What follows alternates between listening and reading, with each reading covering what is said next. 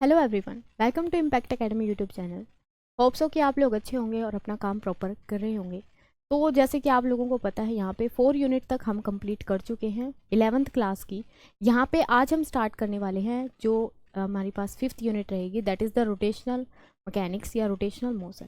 ठीक है, तो इसके अंदर आज की जो हमारी क्लास रहेगी वो बेसिकली आपकी रहने वाली है थ्योरी की क्लास। तो थ्योरी के जो क्वेश्चन है यहाँ पे वो हम आज डिस्कस करेंगे।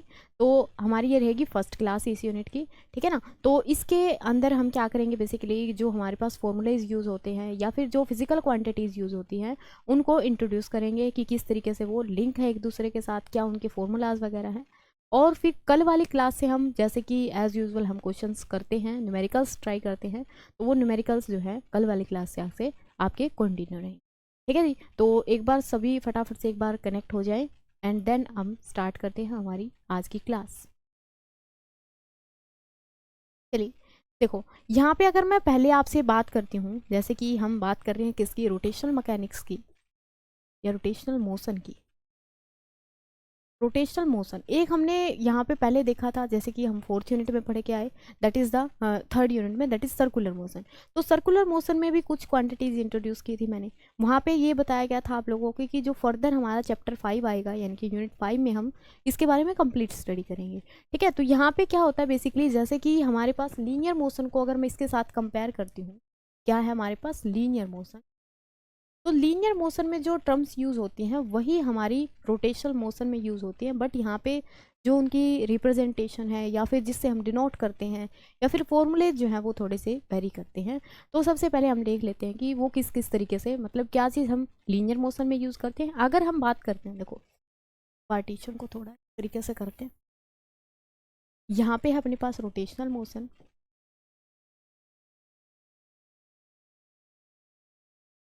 एंड यहाँ पे है अपने पास लीनियर मोशन। ठीक है, यहाँ पे है फिजिकल क्वांटिटी,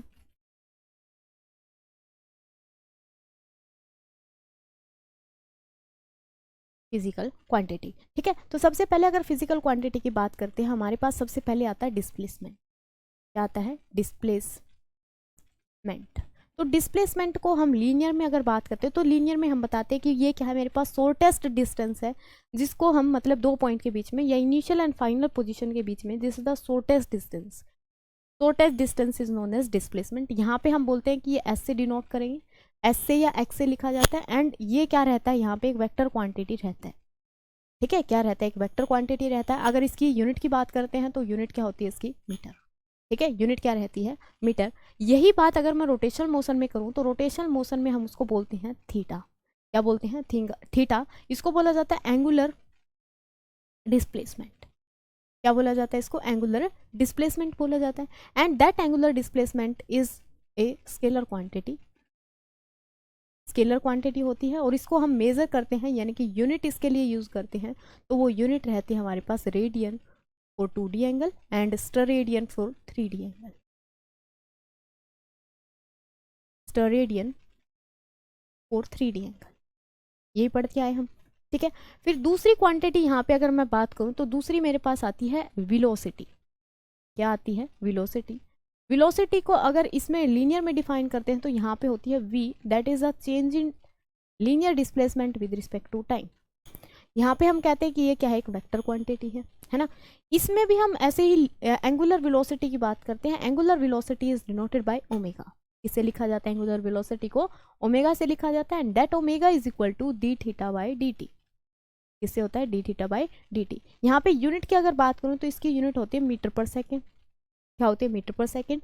अगर एंगुलर वेलोसिटी की यूनिट की बात करूँ तो ये होती है radian per second. Radian per second, no problem. ठीक है, अच्छा जी, फिर उसके बाद हमारे पास आता है एक्सेलरेशन। क्या आता है, acceleration. Acceleration, linear acceleration is defined as the change in velocity with respect to time, also a vector quantity. Similarly here we can say the angular acceleration, and that is alpha. किससे लिखा जाता है, ये alpha से। Alpha is a vector quantity and this is also a vector quantity. देखो तो ये alpha किसके बराबर होता है, D omega by D t. क्या होता है, D omega by D t. ठीक है, ये हम कंपैरिजन कर रहे हैं क्योंकि ये सारे फॉर्मूले हम पढ़ चुके हैं, तो किस तरीके से हम लिंक कर सकते हैं वो चीज़ मैं आप लोगों के साथ यहाँ पे डिस्कस कर रही हूँ। ठीक है, ओके। उसके बाद हमारे पास फोर्थ चीज़ है equation of motion. Equation of motion, तो इक्वेशन ऑफ मोशन हमने लीनियर में 3 पढ़ी थी। कितनी पढ़ी थी? 3 इक्वेशन ऑफ मोशन पढ़ी थी। कौन कौन सी होती हैं? अगर मैं यहाँ पे फर्स्ट की बात करती हूँ, तो वो है v minus u is equal to a t. V minus u is equal to a t. दूसरी इक्वेशन है मेरे पास यहाँ पे s is equal to u t plus half of a t square. And the third equation is v square minus u square which is equal to 2as। क्या बनेगी? 2as।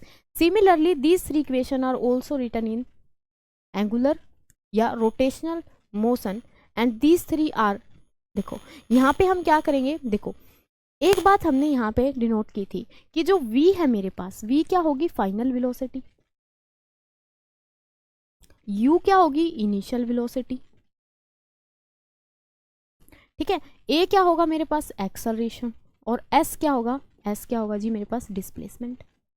ये तो है सारे किसके? लीनियर के। अब एंगुलर में हम फाइनल वेलोसिटी लिखेंगे ओमेगा से, इनिशियल वेलोसिटी लिखेंगे ओमेगा नोट से, एक्सेलरेशन लिखा जाएगा अल्फा से, and displacement is written by theta. ठीक है, ये पैरामीटर्स जो मैंने ऊपर बताया आपको, इसी को हम क्या करेंगे अभी, बस कुछ भी नहीं करना, इनमें जो इक्वेशंस में जहाँ पे भी जो वैल्यू है उनको इनके साथ रिप्लेस करेंगे। तो फर्स्ट इक्वेशन मेरे पास क्या बनेगी? That is omega minus omega naught is equal to alpha t. T time तो सेम ही रहेगा दोनों में, अल्फा टी। ठीक है, सेकेंड इक्वेशन बनेगी s is equal to u t plus half a t square, that is s is theta angular displacement, and that is equal to u की जगह पे omega naught t plus half of a t यानी कि alpha T square बन गया। ठीक है, third equation की अगर बात करते तो थर्ड इक्वेशन क्या है? वी स्क्वायर यानी कि omega square minus omega naught square and which is equal to 2as है तो alpha theta. These are the 3 equation of motion in rotational या we can say the circular motion. ठीक है, तो ये 3 क्या बनेगी इसमें? रोटेशन मोशन वाले में बनेगी। ठीक है, अच्छा जी, फर्दर इसी को कंटिन्यू करते हैं। तो यहाँ पे हमारे पास हम क्या लिख रहे हैं? Physical quantity. क्या लिख रहे हैं? Physical quantity.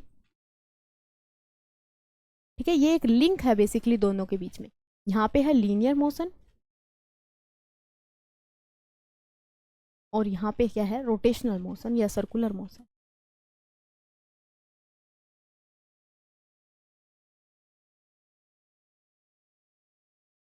ठीक है, दिखाई दे रहा है? ओके।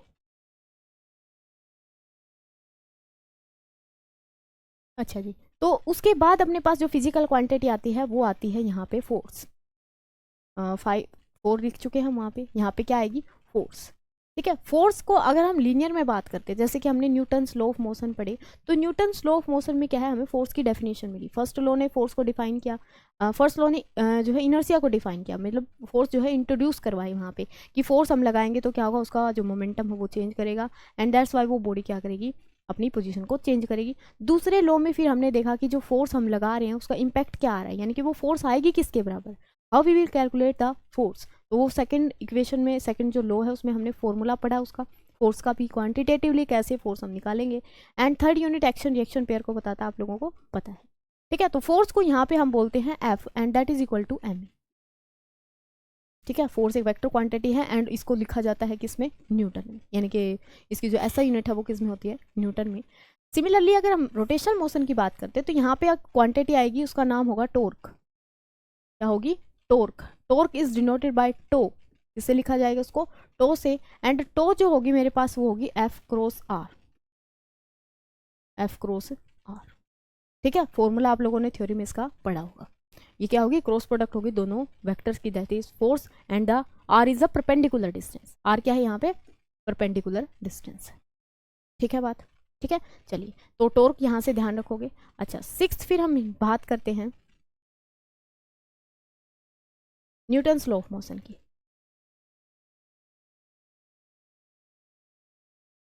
ठीक है, आज वाली क्लास के फिर आप ये चीज करने के बाद आंसर दे पाओगे। यहाँ पे फोर्स डिफाइन होती है F is equal to M A.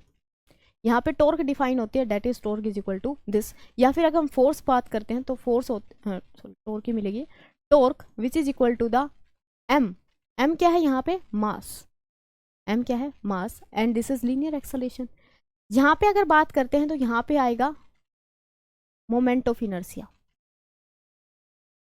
Moment of inertia, moment of inertia वही होता है जो मास की डेफिनेशन, मास को जैसे हम डिफाइन करते हैं वही उसी तरीके से किसको डिफाइन किया जाता है, इनर्शिया को। इनर्शिया को बोला जाता है कि बॉडी, जैसे आपने न्यूटन्स लॉ ऑफ मोशन में पढ़ा था कि इनर्शिया क्या करता है, बॉडी की स्टेट को चेंज नहीं होने देता। ठीक है, स्टेट ऑफ रेस्ट है तो रेस्ट में ही रहेगा, मोशन में है तो मोशन में ही रहेगा। तो ये इस तरीके की जो है डेफिनेशन हम देते हैं किसके बारे में, इनर्शिया के बारे में। तो ये क्या आएगा, आई इंटू एल्फा।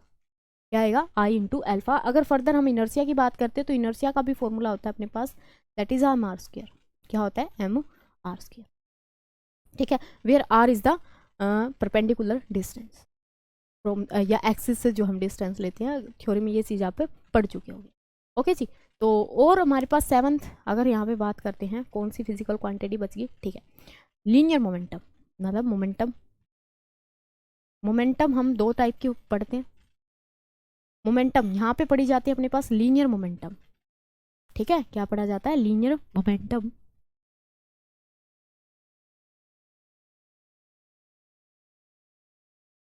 लीनियर मोमेंटम, ठीक है। लीनियर मोमेंटम का हमने फॉर्मूला भी पढ़ा था, कितना था, m is equal to p is equal to M V. यहाँ पे हम linear conservation of linear momentum भी देखते हैं। तो वो क्या कहता है कि मोमेंटम जो है आइसोलेटेड सिस्टम का क्या रहेगा, एक कांस्टेंट रहेगा। ठीक है, तो वो सारी चीज़ें हम यहाँ पे देखते हैं। इस रोटेशन मोशन में अगर बात करते हैं तो यहाँ पे क्या आएगा, एंगुलर मोमेंटम। क्या आएगा, एंगुलर मोमेंटम। तो एंगुलर मोमेंटम क्या होता है मेरे पास, एल। क्या होता है, एल। और इस एल का फॉर्मूला अगर देखें तो एल का फॉर्मूला आप लोगों ने पढ़ा होगा, एम वी आर। क्या होता है, एम वी आर। ये क्या होगा, एक वेक्टर क्वांटिटी होगा, ये भी एक क्या थी, वेक्टर क्वांटिटी। ठीक है, तो ये सारी चीज़ें जो आपको यहाँ पे लिंक करनी है दोनों के बीच में, यानी कि चीज़ें सारी काम वही कर रही हैं, बट वहाँ पे मोशन हो रहा था लीनियर, यानी कि 1D में हम कह सकते हैं लीनियरली चल रही थी चीज़ें। ठीक है, मोशन तीनों टाइप में था, 1D में भी था, 2D में भी था, 3D में भी था। यहाँ पे क्या करेंगी, चीज़ें रोटेट करेंगी। वो फोर्स जो चीज़ को रोटेट करवा दे उस फोर्स को हम नाम देंगे टॉर्क। ठीक है, तो ये सारी चीज़ें यहाँ पे हमने देखी। अब हम करते हैं इसके क्वेश्चंस। ठीक है जी, चलिए क्वेश्चन फर्स्ट आ गया भाई। देखिए क्वेश्चन फर्स्ट क्या कह रहा है आपको, क्वेश्चन फर्स्ट में कहा है कि rotational angle analog of force. Force का रोटेशनल एनालॉग क्या है, अभी मैंने बताया आपको, दैट इज क्या है, होगा एनर्जी, होगा टॉर्क, होगा मोमेंट ऑफ इनर्शिया, होगा या एंगुलर मोमेंटम होगा। तो जो काम लीनियर मोशन में फोर्स करती है वही काम रोटेशनल मोशन में कौन करती है, दैट इज टॉर्क। ठीक है, टॉर्क क्या करती है, वो फोर्स है जो चीज़ को क्या करेगी, ऑब्जेक्ट को क्या करेगी, रोटेट करवाएगी, उसको हम बोलते हैं टॉर्क। ओके, चलिए नेक्स्ट क्वेश्चन।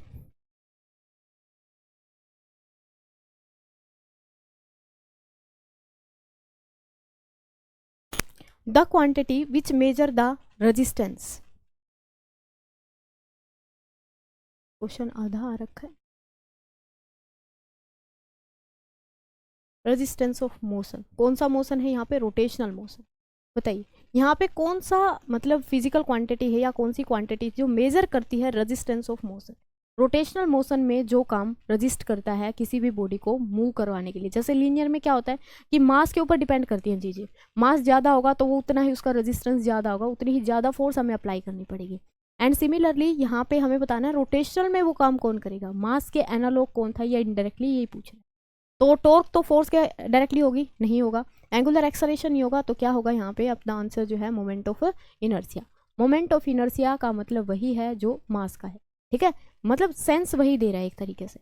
ठीक है ना, मोमेंट ऑफ इनर्शिया का यहाँ से फॉर्मूला अगर देखोगे that is I is equal to M R square. तो ये क्या है, मास के ऊपर डिपेंड कर रहा है, मास ज़्यादा होगा तो मोमेंटम भी उसका क्या होगा, ज़्यादा होगा। ठीक है, मोमेंट ऑफ इनर्शिया बेसिकली उसका ज़्यादा होगा। क्लियर, चलिए क्वेश्चन नंबर थर्ड। ऐसा unit of angular velocity. Angular velocity पहले मेरे पास बताओ होती क्या है, एंगुलर वेलोसिटी। एंगुलर वेलोसिटी होती क्या है, एंगुलर वेलोसिटी को अगर हम डिफाइन करते हैं that is omega, omega is equal to D theta by D t. Theta is measured in radian and time is measured in second, तो radian per second, radian per second option A क्या रहेगा, correct option रहेगा आपका। ठीक है जी, समझ आ रहा है सभी को? ठीक है, अब जो मतलब मैंने यहाँ पे पहले आपको बताया वो इसीलिए बताया गया था ताकि जो चीज़ें हैं वो रिमाइंड हो सके और यहाँ पे फटाफट आप जो है आंसर दे सको। क्लियर? चलिए question number 4, a rigid body is one which, एक रिजिड बॉडी जो है वो किसको हम बोलेंगे? इसका आंसर करिए, एक बार आंसर दीजिए, इसका क्या आएगा?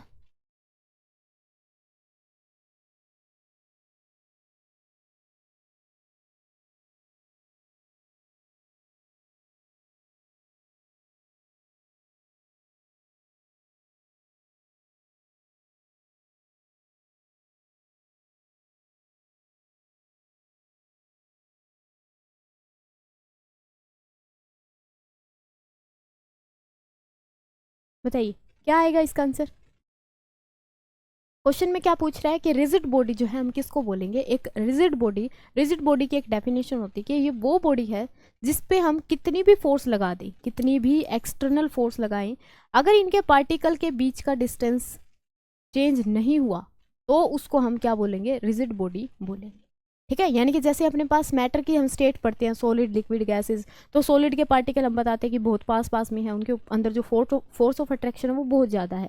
यानी कि जैसे कि अपने पास मान लेते हैं एक पत्थर है, पत्थर के ऊपर अगर हम फोर्स लगाएंगे तो क्या होगा? वो थोड़ा सा क्या करेगा, मतलब अंदर की तरफ जाएगा फोर्स लगाने की वजह से। ऐसा नहीं है कि वो बिल्कुल भी सरकेंगे नहीं उसके पार्टिकल्स। तो अगर वो पार्टिकल्स क्या कर रहे हैं, डिस्प्लेस कर रहे हैं, यानी कि अगर पोजीशन चेंज कर रहे हैं, अपनी पोजीशन को चेंज कर रहे हैं, तो उसको हम रिजिड बॉडी नहीं बोलेंगे। Rigid body is that in which if you apply maximum force then the particle doesn't change its position. तो उसको हम क्या बोलेंगे? मतलब कभी भी पार्टिकल जो है पोजीशन चेंज ना करे, सिंपली बोला जाता है उसको रिजिड बॉडी।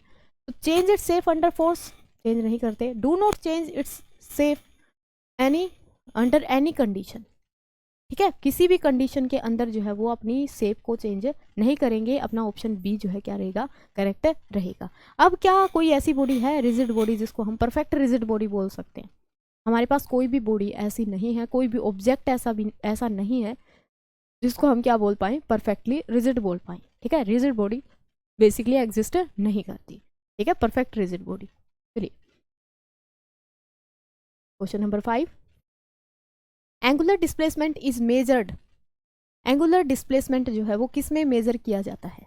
एंगुलर डिस्प्लेसमेंट किस में मेजर किया जाता है?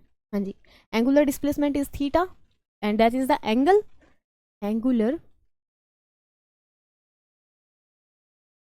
डिस्प्लेसमेंट क्या होता है मेरे पास? थीटा।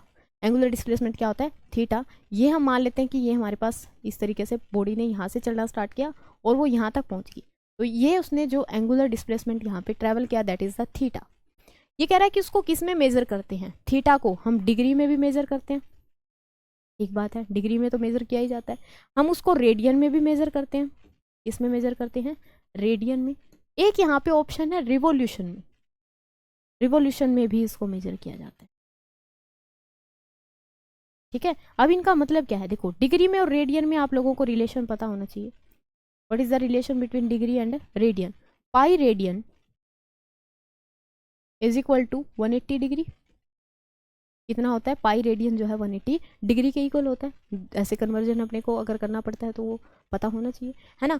अगर रिवोल्यूशन की बात करते हैं तो मेरे पास बताओ, जब ये एक रिवोल्यूशन कंप्लीट कर देगा तो कितना एंगल कवर होगा यहाँ पे? 360। टोटल एंगल ये कितना होता है? यहाँ से लेके यहाँ तक देखेंगे तो कितना होता है? 360। तो कितने रिवोल्यूशन ले रहा है वो? कितने रिवोल्यूशन ले रहा है? मान लिया हमने बोला यहाँ पे 5 रिवोल्यूशन उसने किए, तो 5 की हम मल्टीप्लाई कर देंगे, टोटल एंगल उसमें भी मेजर कर सकते हैं, है ना। तो यहाँ पे क्या होगा? अपने पास सारे के सारे ऑप्शन करेक्ट होंगे, that is all of these is the correct option. ठीक है, ऑल ऑफ दीज इसका क्या रहेगा? करेक्ट ऑप्शन रहेगा। क्लियर? चलिए move on the next question. 6th क्या कह रहा है? Moment of inertia of a body depends on.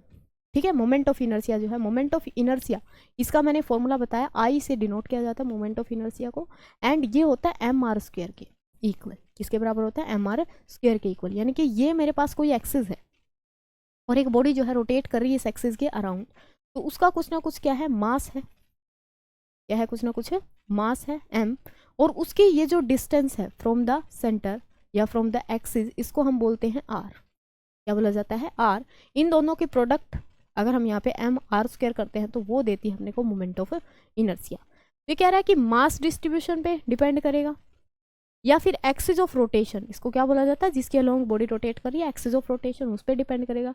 दोनों चीज़ों पे डिपेंड करेगा या किसी के ऊपर भी डिपेंड नहीं करेगा, इनमें से कोई नहीं। तो क्या आंसर आएगा अपने पास? दोनों के ऊपर डिपेंड करेगा। Axis of rotation, axis of rotation क्या, इसका मतलब क्या है कि ये पार्टिकल इसके पास में है या दूर है, ठीक है। दूसरा मास डिस्ट्रीब्यूट कैसे है, जैसे कि एक बॉडी है मेरे पास, उसके अंदर मास क्या है, किस तरीके से डिस्ट्रीब्यूट है, तो इस तरीके से हम इसको डिनोट करते हैं। ये दोनों चीज़ों के ऊपर क्या कर रहा है, ये डिपेंड कर रहा है। अगर हम इसका मोमेंट ऑफ इनर्शिया यहाँ से निकालेंगे तो अलग मिलेगा, यहाँ से निकालेंगे तो अलग मिलेगा। तो it depends on the mass distribution and also on the axis of. Clear है? चलिए next question 7th, rotational kinetic energy of a body. Body की जो है रोटेशनल काइनेटिक एनर्जी कितनी होगी? हाँ जी, तो जो हमने रिलेशन यहाँ पे किए थे अभी, उन्हीं के अकॉर्डिंग आप इसका फॉर्मूला बना सकते हो। बताइए क्या आएगा आंसर? जो हमने यहाँ पे रिलेशन पढ़े थे अभी, उन्हीं के अकॉर्डिंग इसका फॉर्मूला बनेगा। बताइए कौन सा फॉर्मूला यहाँ पे काइनेटिक एनर्जी का बनेगा? हमें लीनियर में पता है काइनेटिक एनर्जी किसके बराबर होती है, हाफ एम वी स्क्वायर। अभी मैंने क्या बोला था, अगर हम काइनेटिक एनर्जी निकाल रहे हैं किसमें, रोटेशनल में, तो हाफ तो एज इट इज रहेगा। एक्सप्रेशन ना भी याद है और लीनियर के रिजल्ट आपको याद हैं तो आप इजीली फॉर्मूले तो ड्राइव कर सकते हो, ठीक है।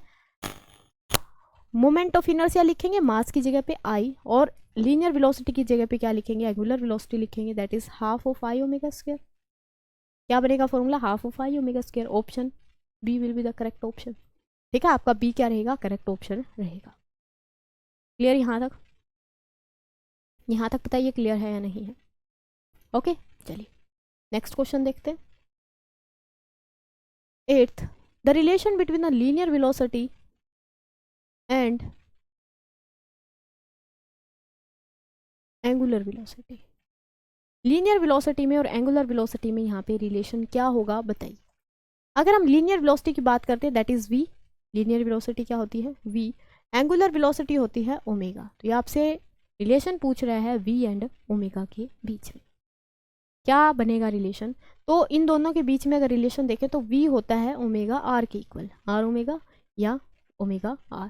कौन सा ऑप्शन यहाँ से करेक्ट दिख रहा है आपको, that is option C will be the correct option, ठीक है। मतलब ये वाले क्वेश्चन देखो, थ्योरी वाले क्वेश्चन करने में हमें बिल्कुल भी यहाँ पे इतना ज़्यादा सोचना नहीं पड़ रहा क्योंकि थ्योरी हमने अच्छे से पढ़ रखी है, ठीक है ना। न्यूमेरिकल की जितनी ज़्यादा आप प्रैक्टिस करोगे वो उतनी ज़्यादा आप उसके ऊपर ग्रिप जो है बनती जाएगी, ठीक है।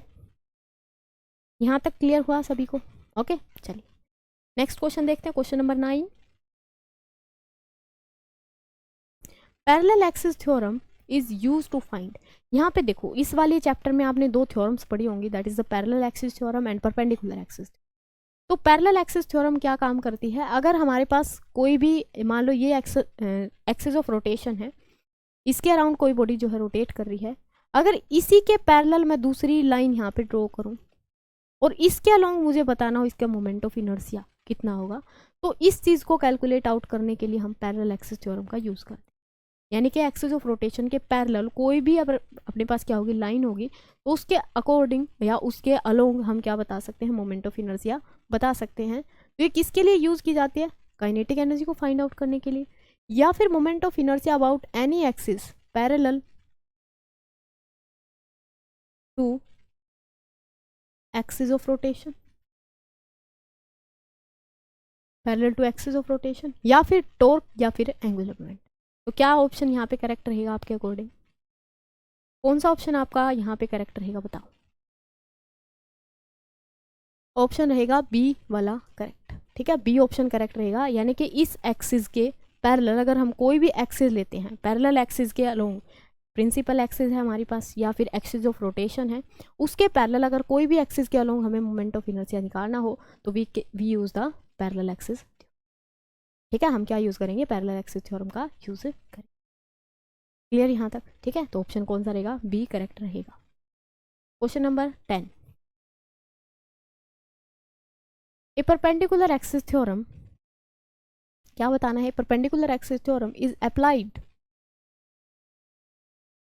अप्लाइड कहाँ पे अप्लाई करते हैं? 1 डायमेंशन बॉडी के अंदर, 2 डायमेंशन के अंदर, 3 डायमेंशन के अंदर, या फिर किसी भी बॉडी पे लगा सकते। तो जो परपेंडिकुलर एक्सिस थ्योरम है, दिस इज ऑल्सो अप्लाइड या always applied on the 2 dimensional body. इस पे लगाते हैं हम, ये 2 डायमेंशनल बॉडी के ऊपर लगाते हैं, क्योंकि इसमें क्या है, परपेंडिकुलर एक्सिस देखनी होती है अपने को और एक पैरेलल एक्सिस, मतलब एक हॉरिजॉन्टल वाला कंपोनेंट, एक वर्टिकल वाला कंपोनेंट। क्लियर है? ठीक है, चलिए question number 11, dimensional formula of torque is, आगे भी है question, same as that of, यहाँ पे जो डायमेंशनल फॉर्मूला है टॉर्क का वो किसके सिमिलर होगा? किसके सिमिलर होगा बताओ, आप लोग बताओ ये क्वेश्चन किसके सिमिलर होगा? जो यहाँ पे डायमेंशनल फॉर्मूला है टॉर्क का, डायमेंशनल फॉर्मूले हम कर चुके हैं, तो वहाँ पे भी मैंने डिस्कस किया था आपके साथ कि डायमेंशनल फॉर्मूला टॉर्क का भी हमने निकाला था वहाँ पे, और ये जो क्वांटिटीज़ यहाँ पे जैसे कि वर्क डन है, एंगुलर मोमेंटम है, या फिर एनर्जी है, इनका भी निकाला था। तो यहाँ पे कैलकुलेट करके मेरे को बताओ कि जो टॉर्क का डायमेंशन है वो किसके साथ यहाँ पे मैच करेगा, सिमिलर होगा। टॉर्क का फॉर्मूला मैं आपको बता चुकी हूँ, दैट इज टॉर्क क्या होता है, फोर्स इनटू परपेंडिकुलर डिस्टेंस। ठीक है, यहाँ पे क्या होगा, टॉर्क इनटू परपेंडिकुलर डिस्टेंस। बताइए,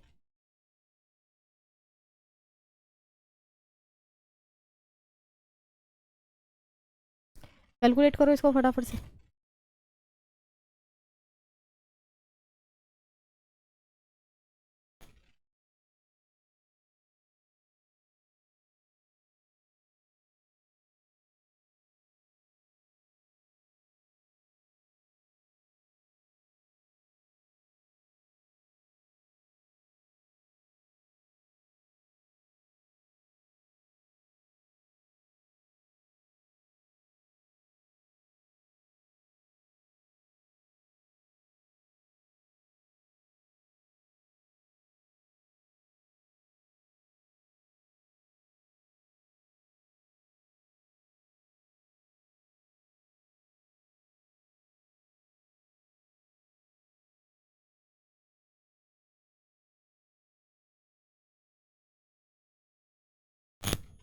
हाँ जी, कैसे कैलकुलेट करेंगे?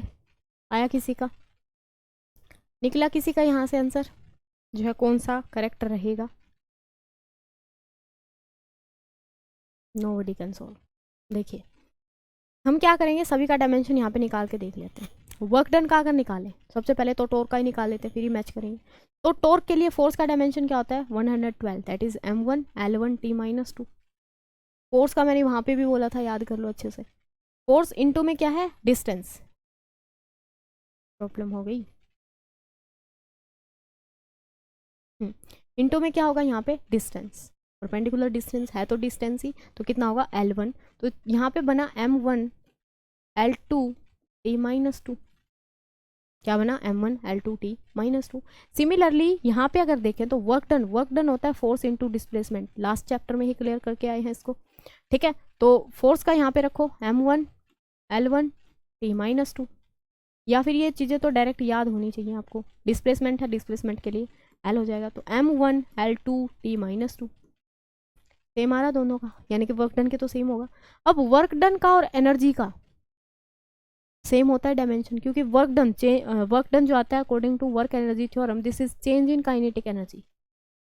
चेंज इन काइनेटिक एनर्जी आएगी तो काइनेटिक एनर्जी, तो काइनेटिक एनर्जी, दो चीज़ों को हम तभी इक्वेट कर सकते हैं अकॉर्डिंग टू डायमेंशनल एनालिसिस, अगर उनके डायमेंशंस क्या हैं, सेम है तो। ओके, तो यहाँ पे क्या बनेगा मेरे पास, काइनेटिक एनर्जी का एंड वर्क डन का सेम फॉर्मूला बनेगा, and this is similar to the torque, that is option D. यहाँ पे क्या रहेगा आपका करेक्ट ऑप्शन रहेगा, ऑप्शन डी क्या रहेगा, करेक्ट रहेगा। क्लियर हुआ? ठीक है, चलिए move on the next question, question number 12, angular momentum of a particle moving, angular momentum moving with velocity v, उस पार्टिकल का एंगुलर मोमेंटम बताओ जिसकी वेलोसिटी कितनी है, v। तो स्टार्टिंग की स्लाइड्स में ही हमने देखा l जो होता है वो कितना होता है, mvr, कितना होता है mvr। बेसिकली अगर ये फॉर्मूला देखें तो ये होता है m v cross r। V cross R। यहाँ से अगर इसने मैग्नीट्यूड पूछा है तो हो सकता है कि आपसे डायरेक्शन भी पूछ ले कि जो L की डायरेक्शन आएगी वो कहाँ पे आएगी। वेक्टर प्रोडक्ट जब पढ़ा था, वेक्टर प्रोडक्ट पढ़ा था, तो हम क्या देखते हैं कि दो वेक्टर की जिनकी हम क्रॉस मल्टीप्लिकेशन दे रहे हैं, लिख रहे हैं, तो उनका जो रिजल्ट आएगा वो क्या आएगा, इन दोनों के परपेंडिकुलर। यानी कि अगर हम L की डायरेक्शन की बात करते हैं, इट्स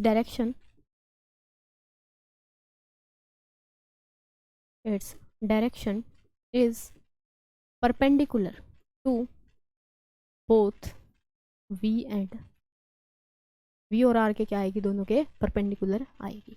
ठीक है, एक रिलेशन और यहाँ से ध्यान रखना, जैसे कि न्यूटन सेकेंड लॉ में हमने पढ़ा था F जो होता है, F होता है dp by D T, dp by D T. इसी को हम थोड़ा मॉडिफाई करें तो L यहाँ पे F की जगह पे क्या आ जाएगा, टॉर्क आ जाएगा, tau, and that is equal to dl by D t. ठीक है, टॉर्क का और लीनियर जो एंगुलर मोमेंटम है, इनका दोनों का भी रिलेशन आपको पता होना चाहिए, that is dl by D T. कितना होगा, dl by D T. Clear यहाँ तक? चलिए नेक्स्ट क्वेश्चन देखते हैं, question number 13। If the torque acting on a body is zero, अगर बॉडी के ऊपर क्या है, टॉर्क जीरो आ रही है, तो बताओ उसकी जो एंगुलर वेलोसिटी है वो इंक्रीज करेगी, एंगुलर वेलोसिटी रिमेन्स कांस्टेंट होगी, मोमेंट ऑफ इनर्शिया इंक्रीज करेगा, या फिर बॉडी स्टॉप करेगी, रोटेट ही नहीं करेगी। अभी जस्ट हमने पिछली स्लाइड में ही देखा कि what is the relation between the angular velocity, angular momentum and torque, that is tau is equal to dl by D t. क्या होता है, dl by D T.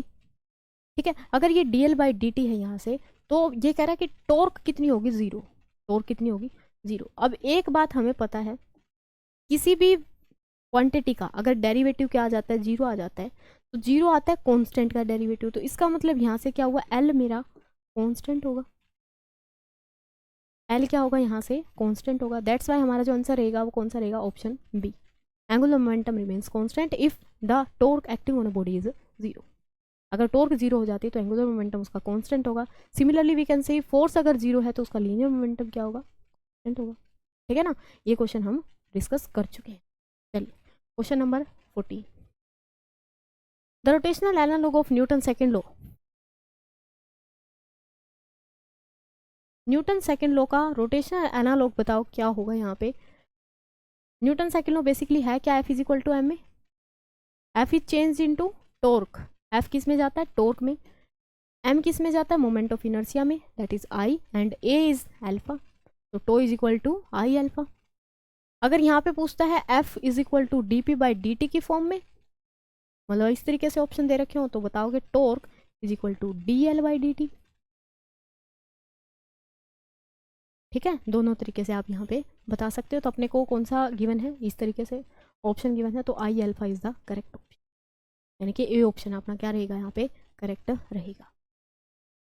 Clear हुई बातें? ठीक है, चलिए next question number 15, for a uniform solid sphere rotating about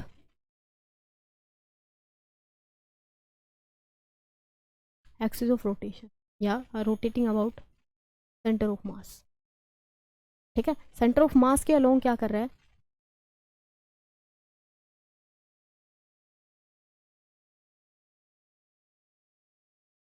axis of rotation